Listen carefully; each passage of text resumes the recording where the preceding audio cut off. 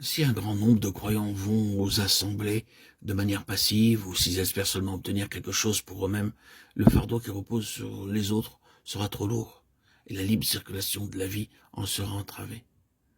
Ce qui détermine la valeur d'une réunion pour le Seigneur et pour les saints dépend de la proportion de ceux qui, présents, ont un désir positif de laisser libre cours à la vie. C'est la responsabilité de tous ceux qui possèdent la vie du Seigneur. Ce n'est pas une question de maturité. Pourvu seulement que chacun ait un esprit pur.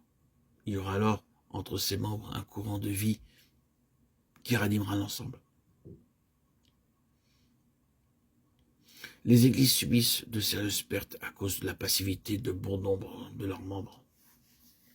Il est vrai que nous pouvons chacun nous approcher du Seigneur individuellement, et en le faisant, nous sommes fortifiés. Mais il y a quelque chose de particulier dans cette réciprocité des membres et ce ministère.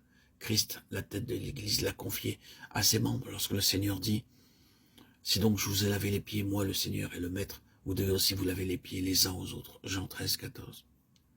Nous ne pouvons pas impunément ignorer notre responsabilité à l'égard de ce ministère de la vie pour nos frères, ni non plus négliger notre grand besoin d'être aussi fortifiés par leurs moyens, car ils sont aussi les seuls à pouvoir le faire.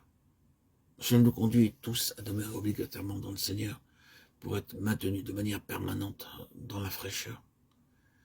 Si aujourd'hui nous ne demeurons pas expérimentalement dans le Seigneur, ceux qui nous rencontreront passeront à côté du toucher vivifiant dont ils ont besoin.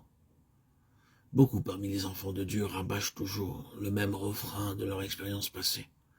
Oh, combien cela est pathétique.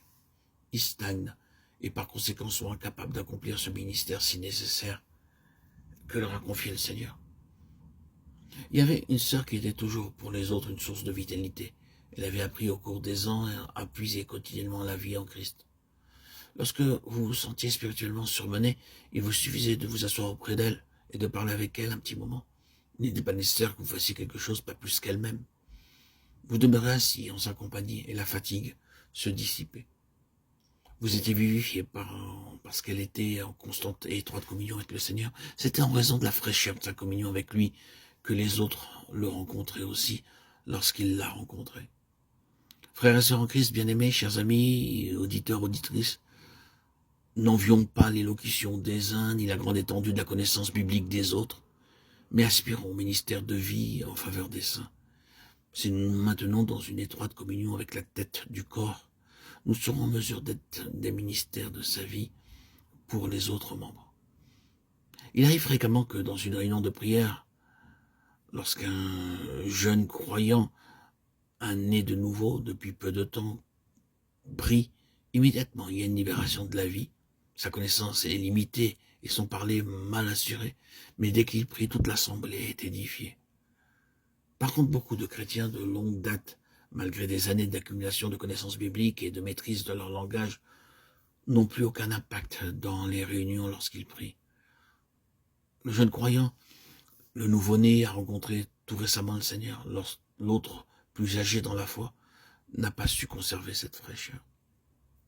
La fraîcheur de la vie est communiquée aux autres membres du corps quand nous sommes au contact vivant avec notre tête vivante.